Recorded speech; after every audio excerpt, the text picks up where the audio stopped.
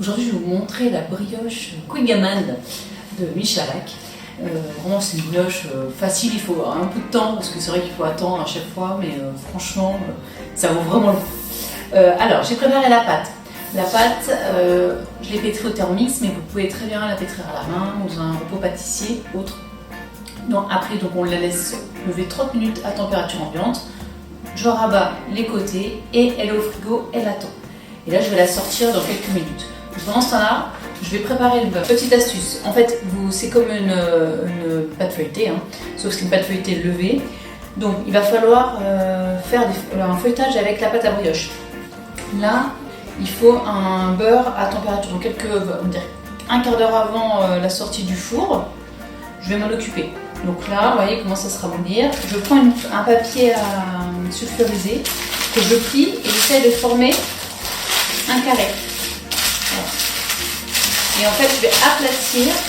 Et alors, vous avez vu le beurre, en fait, je l'ai découpé dans la longueur.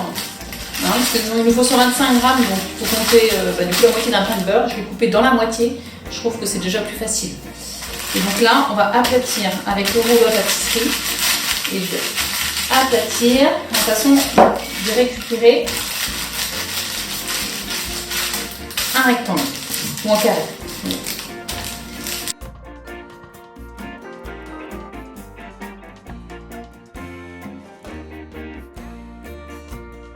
Hop, voilà, donc là je l'ai vraiment aplati sur quelques millimètres et ça sera parfait. Alors je sors la pâte qui a été levée du coup pendant 1 heure au frigo. Elle doit avoir la même texture que le beurre, c'est pour ça que c'est important de la mettre au frigo. Voilà. Hop, on peut prendre un petit peu de farine si on a peur que ça colle. Elle ne pas beaucoup, normalement, on n'en a vraiment pas besoin. Il ne faut pas mettre de trop, hein. Il faut juste, ce que vous faites, c'est que vous mettez vraiment comme ça, j'étale et j'enlève le surplus pour éviter vraiment que la farine elle change la texture de la pâte. Alors, petite astuce, moi je trouve que je fais une croix comme ça, parce que vous avez vu qu'en fait, il faut qu'on l'étale en croix. Du coup, ça permet de séparer plus facilement. Et en fait, on va l'étaler. Alors, vraiment, alors, parce que vous savez, vous pouvez aussi mettre un peu de farine sur le rouleau à pâtisserie. Voilà, comme ça, c'est impeccable. Et là, on étale. Et on essaie de faire un trèfle ou une croix, ça dépend, chacun voit on entend, avec 4 pétales. Comme ça, on laisse une bosse au milieu, c'est important. Donc, on l'aplatit un peu. Mais c'est important de laisser parce que c'est là qu'on va positionner le beurre. Si vous voyez bien, on a notre carré qui se dessine. Voilà, il a la même texture que la pâte, donc c'est parfait. Pas que ce soit trop froid, pas trop mou. Et voilà, parfait.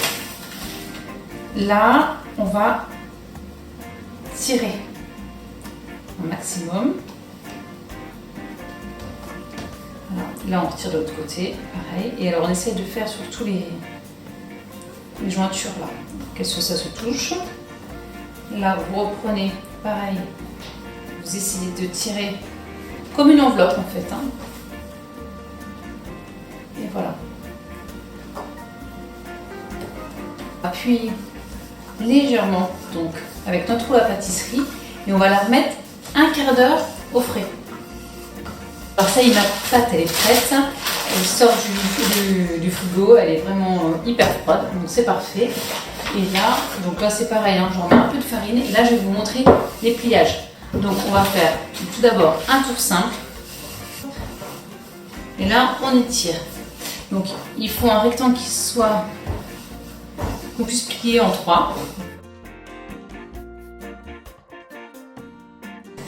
Voilà. Alors là, on va plier, donc tour simple, comme ça. C'est juste, on replie, on tire bien les angles pour pouvoir que ça se mette bien et on vient tirer ici pour de nouveau. Donc ça s'appelle le tour simple. Voilà. Pliage double, donc c'est comme un portefeuille en fait. Vous allez plier donc au milieu comme ça. On va étirer pareil les angles pour que ça se mette bien. Là on va étirer de nouveau pareil dans les angles pour que ça se colle. Moi je pince, hein. Voilà. Voilà. Et là vous allez plier en 2 comme ça. Donc là, vous avez fait vos deux pliages. Donc pliage simple, pliage double. J'emballe, je remets au froid pendant 1 heure. Alors il reste quelques minutes avant de pouvoir ressortir la pâte du frigo. Du coup pendant ce temps-là j'ai beurré. Surtout voilà, même sans silicone le moule, il faut le beurrer, c'est ce qui va donner le côté caramélisé du Quick-Gammon, c'est quand même le plus important. On n'hésite pas à mettre donc du beurre. Moi j'y suis avec les mains parce que indirectement. Le sucre, alors comme on va en avoir besoin après, j'hésite pas à en mettre. Le but c'est d'en répartir pareil sur tout, le beurre et sucre, donc du coup ça va faire notre caramel. Alors moi je vous ai mis un poids sur la recette, hein, mais franchement c'est un peu difficile à dire. Voilà, vous faites comme moi, vous mettez le reste sur votre plan de travail, il va vous servir après. Je vais l'étaler. Donc vous avez vu, j'ai mis le sucre en dessous. En fait, c'est vrai qu'il avait tombé de la farine, mais là, du coup, c'est notre sucre qui va remplacer la farine. S'il y a besoin d'un peu de farine, on en rajoutera. Mais ça permet d'avoir de sucre du coup dans la pâte, c'est ce qui va aussi caraméliser. Donc là, le principe, c'est de faire, donc on n'hésite pas à mettre du sucre, et en dessous aussi, c'est de faire donc un rectangle. Le but c'est que ce soit gourmand, quand même. De toute façon, on a mis du beurre, du sucre, donc autant y aller. On n'a pas fait une brioche allégée. Hop. C'est ce qui va vraiment lui donner son petit goût breton. Donc on a mis du beurre demi-sel, hein, vous avez vu dans la recette. Pareil, elle va pouvoir se faire avec du beurre doux, mais bon, autant respecter quelques règles quand même du Quick-Gammon. Alors, voilà. Et là maintenant je vais la couper en 8. Donc le plus simple, c'est on la coupe en 2. Je ne rentre pas tout dans un moule. Soit vous prenez un grand moule rond, un conce, je les mets. C'est de serrer, ou soit vous gardez des petits morceaux pour les mettre dans un petit moule individuel à côté. Je vais essayer de les serrer moi les miens. Normalement ça devrait rentrer. Voilà, on va mettre là. Voilà. Et là on va le mettre 40 minutes. Donc on voit bien déjà tous les pliages. Hein. Je ne sais pas si vous le voyez sur la photo, mais on se rend compte en fait de nos pliages, le beurre et tout. Donc là on va laisser à 45 minutes à 40 degrés dans le four. Elle est vraiment bien gonflée.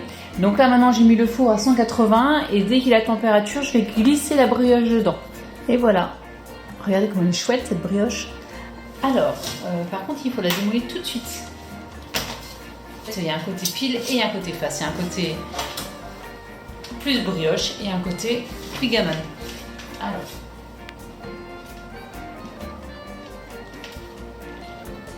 Et voilà. Alors, elle fait envie cette brioche, non? Qu'est-ce que vous en pensez? Moi je pense que vous allez la réaliser très vite et facilement. Donc là voilà, maintenant vous avez des tutos pour le faire vous-même. Je pense que c'est quand même plus simple que l'explication.